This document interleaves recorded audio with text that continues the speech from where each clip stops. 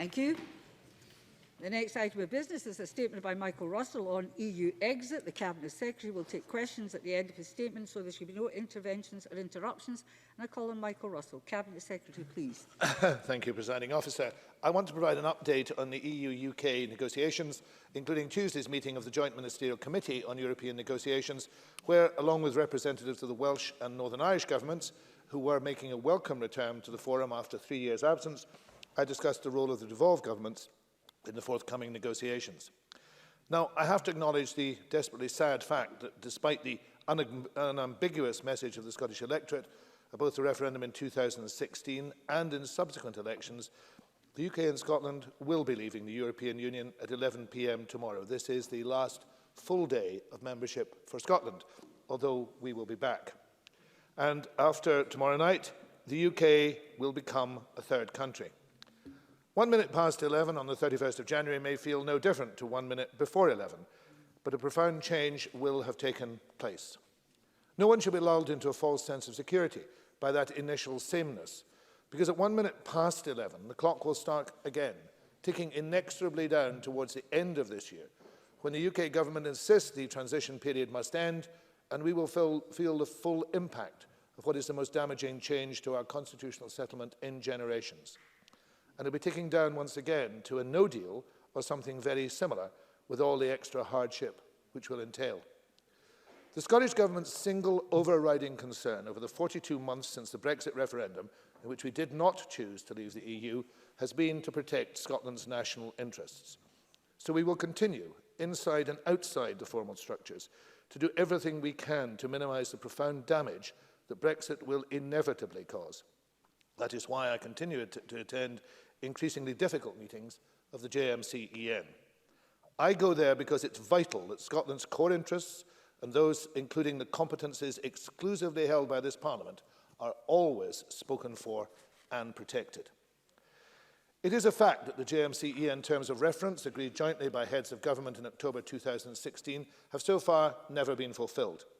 The JMCEN is ostensibly the mechanism by which the four governments seek to agree a UK approach and objectives and have oversight of negotiations, in the words of the protocol, in order to secure joint outcomes. The core problem, Presiding Officer, is that the actions of UK ministers have never matched those commitments, despite the best efforts of the devolved administrations to persuade them to do so. There are many examples of that disrespectful behaviour, too many to list in full. They began as early as January 2017, when the then Prime Minister announced her intention to leave the single market and the customs union in her Lancaster House speech without any consultation, and without even considering the detailed arguments we set out in Scotland's place in Europe only a few weeks before. And it has gone on right up into the Withdrawal Agreement Bill, which we only saw in its final form after it had been sent to Westminster to begin its parliamentary process. We know that the UK government departments are now working feverishly on negotiating positions and proposals. Ministers have had no sight of these, despite a formal request made by ourselves and the Welsh Government at the meeting of the JMCEN held in London earlier this month. How can we contribute effectively to the development of the UK negotiating position on the most broad and complex negotiations in living memory, while being left in the dark about the way the UK government are shaping their own approach? The fact is, the UK government has ignored our views and those of the people of Scotland throughout the Brexit process. We have repeatedly tried to alter this pattern. 3 weeks ago, at the meeting in London, I acknowledged openly, but with regret, the electoral mandate the UK government has for Brexit, though I continue to think it is fundamentally the wrong approach and will damage Scotland enormously. Regrettably, the UK government has refused to reciprocate and will not acknowledge the clear mandate we received to give Scotland the right to choose. Without mutual recognition of mandates, there can be no trust. But with a mutual recognition of mandates, we can start to move forward. And with that in mind, I also proposed a model for engagement in the second stage of negotiations. That model suggested an approach which allowed detailed discussion of devolved competences and could make a difference if there was also a genuine commitment from all parties to take part and make it work. With the recognition that Scotland will be able to choose this year whether to become an independent country, this model could provide a period of stability in the political structures and allow a more constructive dialogue. But it cannot work if there is no binding commitment to it through a reformed intergovernmental relationship, the UK government proposals for which have not yet been provided to the devolved administrations despite promises. And alas, the UK government also made the situation worse by two actions in recent days. Firstly, after this Parliament refused on the 8th of January by a margin of 92 votes to 29 to give its consent to the European Union Withdrawal Agreement Bill, the Northern Irish Assembly did the same on the 20th of January, and the Welsh Senate followed suit on the 21st. That's a unique situation. But the Chancellor of the Duchy of Lancaster and the Secretary of State for exiting the European Union responded by simply confirming that the decision of all three devolved bodies would be ignored. In fact, they went further, insulting our intelligence by profusely supporting in their statements the very convention, the Sewell Convention, they had just buried forever. Then, as the Chamber heard in the debate yesterday, the Prime Minister wrote 2 weeks ago to the First Minister rejecting summarily her request for a Section 30 order, allowing the right of Scotland's people to choose their own future. Presiding Officer, for over 3 years, the Scottish Government has sought to engage with the UK Government in the Brexit process. We've developed and passed primary and secondary legislation for withdrawal. We've ensured that Scotland is as ready as we can make it for exit, however much we oppose and regret that fact. We've played our part. The UK needs to reciprocate. We must move beyond the current process mandated by the UK Government, which does not allow constructive engagement and meaningful input and restricts our ability to protect Scotland's interests. So how do we make progress? These negotiations, like all aspects of our relationship with the UK Government, cannot be treated as business as usual without a mutual recognition of mandates. Once again, we've done our part. The UK must do theirs, and they are enabled to do so afresh by the vote in this Parliament yesterday to take forward a new referendum. Despite the shadow that's cast over the negotiations, I will continue to seek the sort of meaningful engagement with the UK Government that will allow me to protect Scotland's interests. This is now urgent, with negotiations likely to start with Europe in a matter of weeks. At the JMC, alongside my devolved government colleagues, I identified the two essential components of the step change required. First, for the UK to provide the necessary detail of their developing thinking in order to have a meaningful discussion of the UK negotiating mandate. We are ready to have that discussion at the earliest possible moment, but we need the information that they have to be able to contribute in a constructive way. The UK must commit itself to a process, no matter how brief, that is seen to offer the devolved administrations a clear and effective input to that vital final document.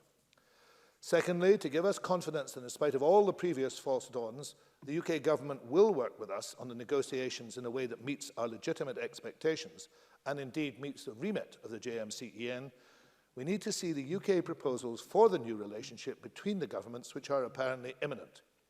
We must then be given the space as devolved governments together to consider them and to seek changes as required with a view to securing statutory backing for them in order, for as long as we are part of this union, to have a platform for discussion and decision-making.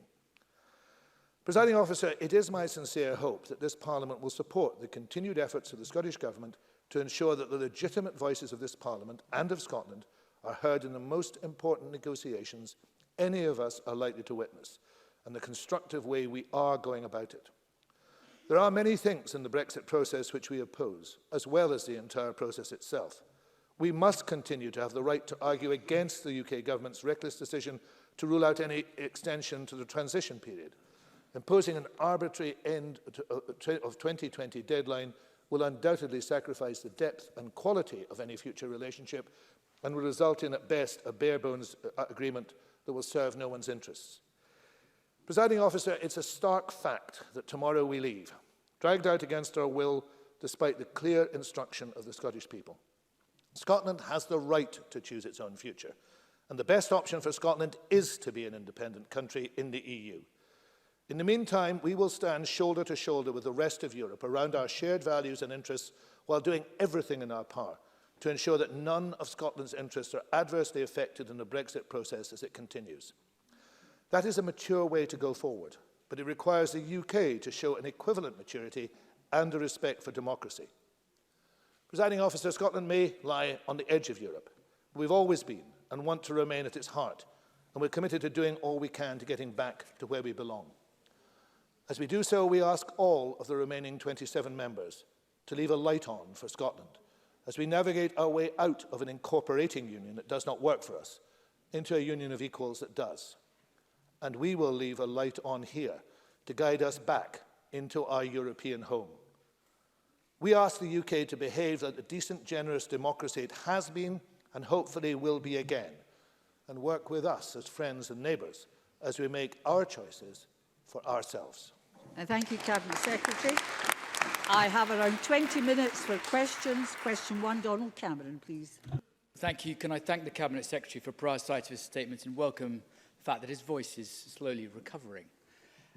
I notice a preliminary the Cabinet Secretary recognises the UK Government's mandate for Brexit. As a matter of logic, he must also therefore accept the UK Government's mandate for rejecting another independence referendum. But, Presiding Officer, this statement says nothing new and is yet more grievance and grandstanding in a week when this government has excelled at such practices.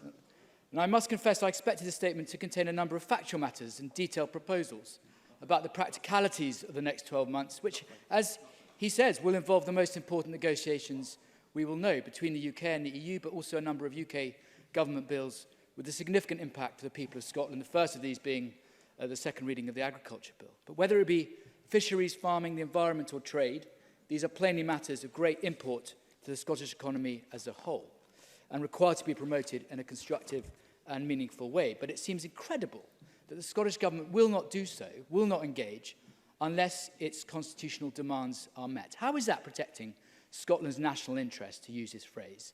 And is it seriously his position that no dialogue between the Scottish and UK governments can occur without the UK government recognising the SNP's demand for another independence referendum?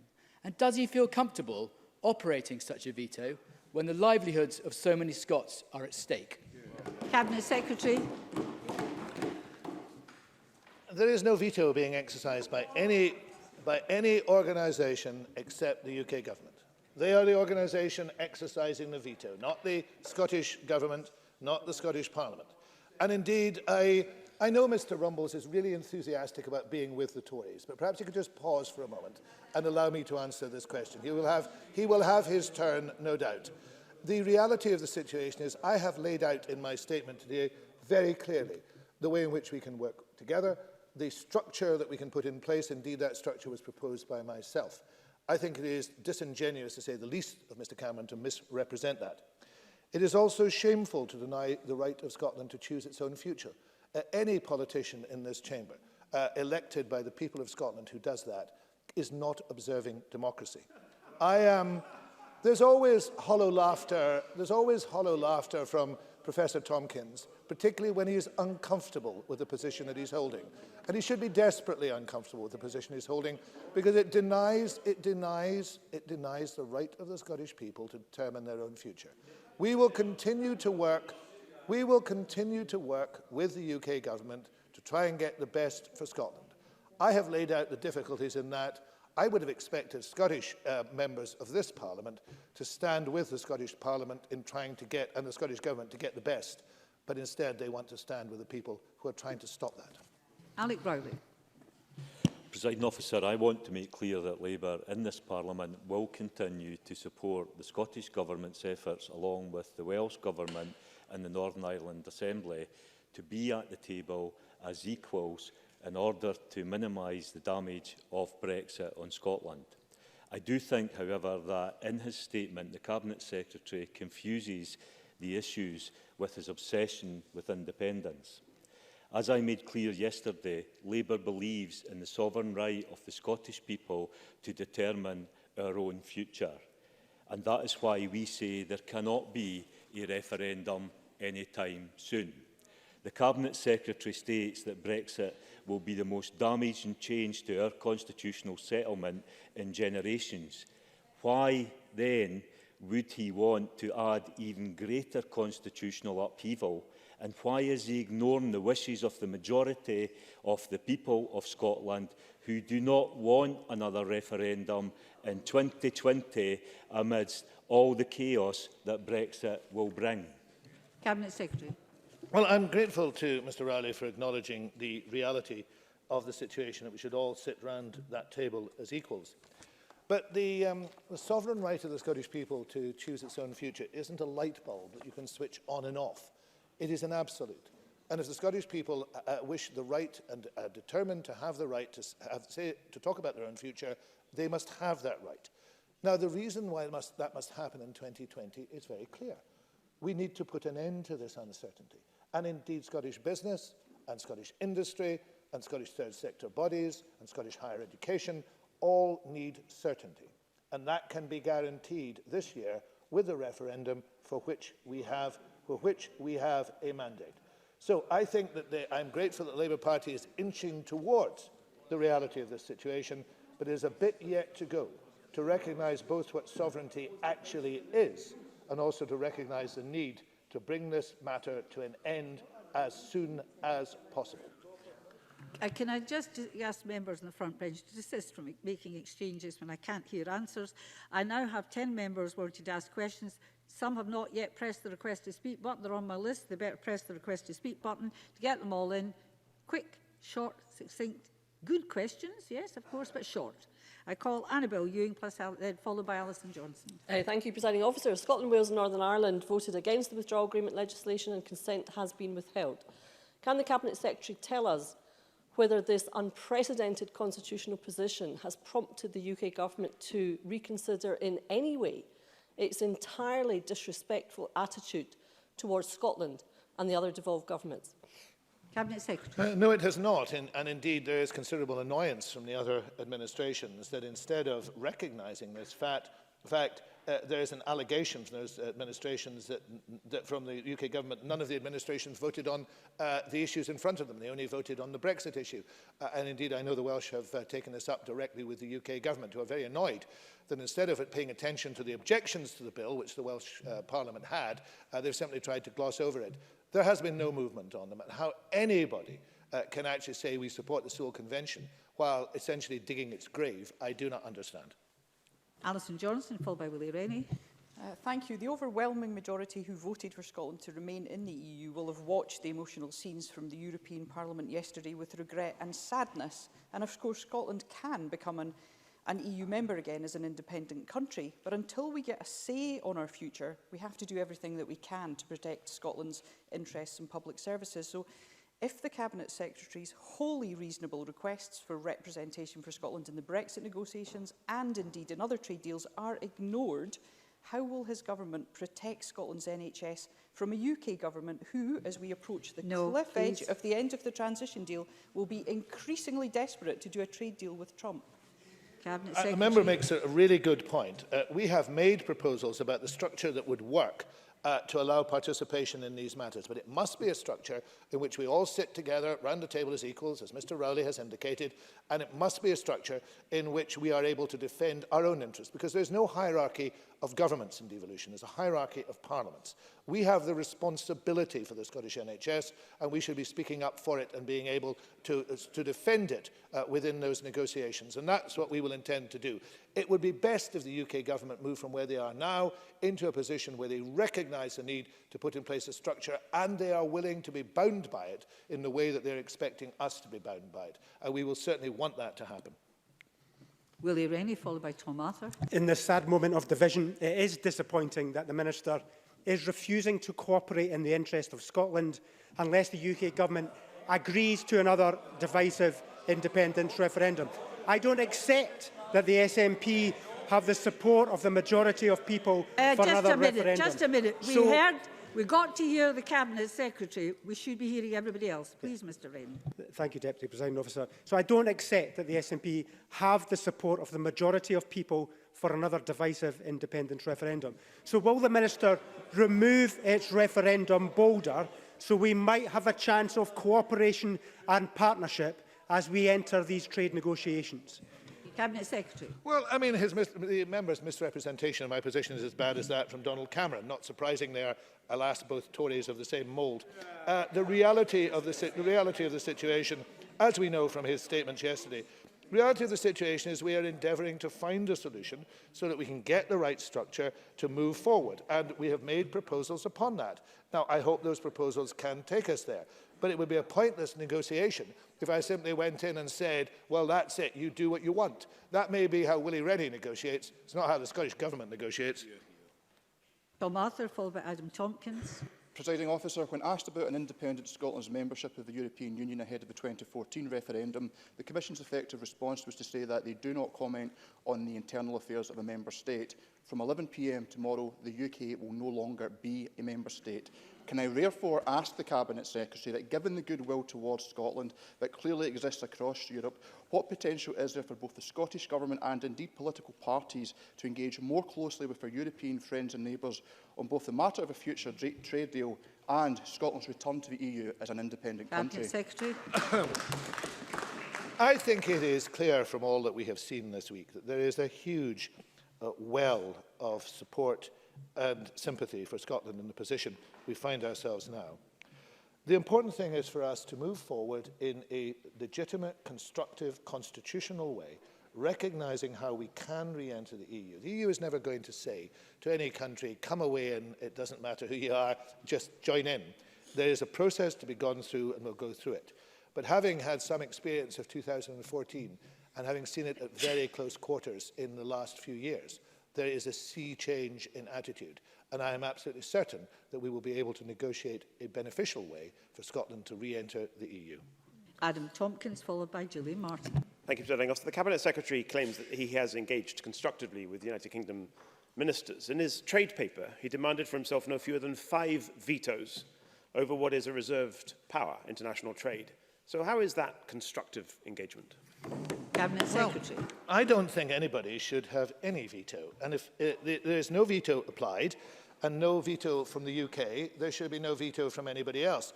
But, of course, what Mr Tompkins is supporting is a system whereby the UK government, his mates in the Tory party, have a veto on everything we do, and we have no protection at all. That doesn't strike me as a negotiating tactic. That strikes me as a surrender to the UK Tory party, which no doubt Mr Tompkins thinks is a good idea, but very few others in Scotland do. Gillian Martin, followed by Claire Baker. Population risks being plunged into decline by hostile Tory immigration policies, and the Prime Minister described the Scottish Government immigration proposals, which have been backed by expert organisations, as fanciful and deranged. In JMC meetings, can the Cabinet Secretary tell me, has the UK Government ever accepted the case for a migration policy tailored towards Scotland's particular needs? Cabinet Secretary. We have provided an enormous amount of information to the UK government on a vast range of subjects. I mean, these are just some of the papers that we've published, the information that we've handed. And we've given them lots of information on migration and the needs, the specific needs that Scotland has. But I do want to, and there's been no indication of a change of attitude, but I do want to just touch, Presiding Officer, on Boris Johnson's words, absolutely fanciful and deranged, about a paper he hadn't read. The people who are fanciful and deranged would include then the former Conservative Stirling MP, Mr Kerr, who said they were worth looking at, a leading article in the Times, the President of COSLA, the Policy Chair of the Federation of Small Business, the Chief Executive of the Scottish Council for Development and Industry, the Director of Reform Scotland, the Royal Society of Edinburgh, the Director of University of Scotland, the Public Affairs Manager NFU Scotland, and the Director of the David Hume Institute, all of whom have supported the publication of these, not necessarily each individual one, but the publication of these and the views that are put forward. So these are the people, not just the SNP. You know, we're obviously deranged, but these people, according to the Prime Minister, are fanciful and deranged.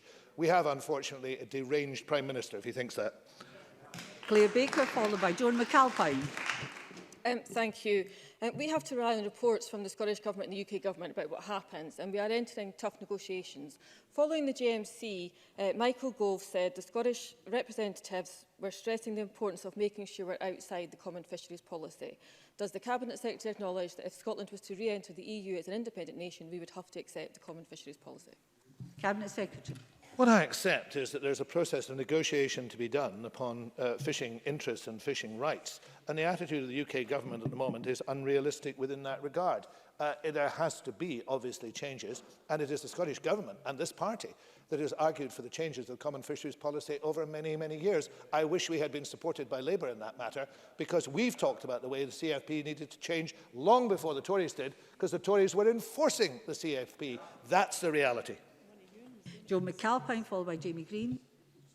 Thank you. The Europe Committee of this Parliament wrote to the UK Government asking for information on what will replace the €940 million Scotland will lose with the end of the European structural funds and social funds, which support everything from training young people to small business loans and support for the disabled. Does the Cabinet Secretary agree with me? These funds must be replaced in full, and this Scottish Parliament must have democratic oversight of how they're distributed.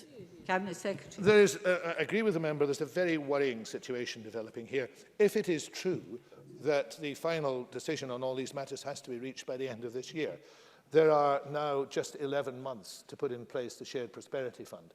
Speaking as a former Environment Minister, I was involved when one type of SRDP funding moved to another type, and it took 18 months to get resolved. I don't think there is any... Mr Tompkins, of course, wants to defend that, because he would defend no matter what the Tories did. The Tories will impoverish the third sector, but Mr Tompkins will be in favour of that, because it is the Tories that are doing it. It is an extraordinary position for him to find himself in. It's intellectual gymnastics, which I have to say are not worthy of him in any way.